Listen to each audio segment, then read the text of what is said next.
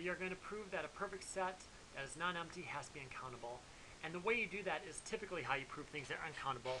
I'm going to assume towards a contradiction that P is countable.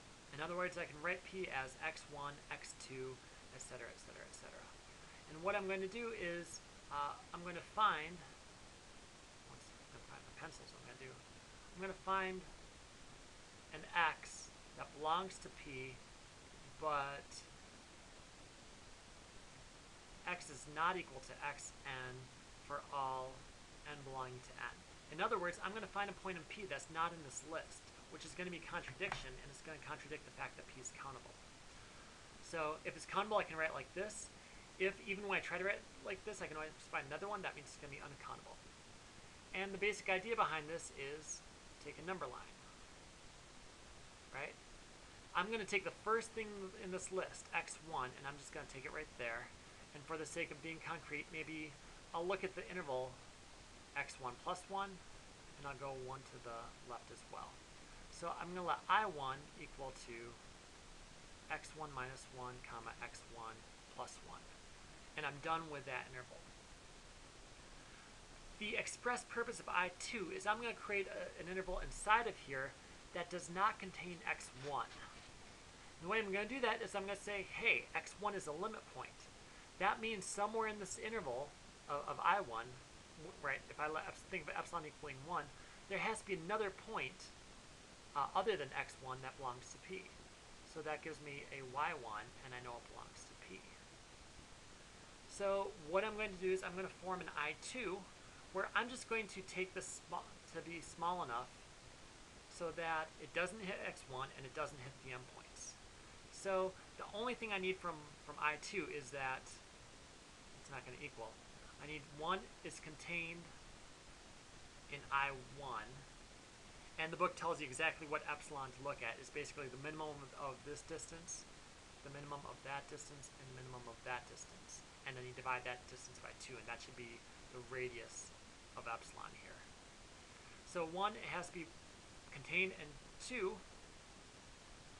x1 cannot be in I2. And notice I made it small enough so that it doesn't happen.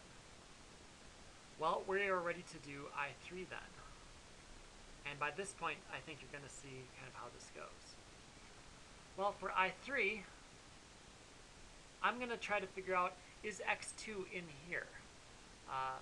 First of all, if x2 is outside of here, if x2 is way out here, then what I'm going to do is, if x2 is not in I2, let I3 equal I2. Because all I want is that these should be nested, and I also want the next term in the list, x2, to be excluded. So that's the boring part. So let's assume that x2 is in here somehow. Well, what I'm going to do is I can say once again that, well, y2 is in P, and P doesn't have any isolate points, so y1 is the limit point. So I'm going to say, let's let epsilon be half the distance between y1 and x2. So I'm going to look at this closed interval here, and since it's a limit point, I'm going to get another point in here, call it y2, except notice x2 is excluded. So if x2 belongs to y2 or I2, then make I3 smaller to exclude it.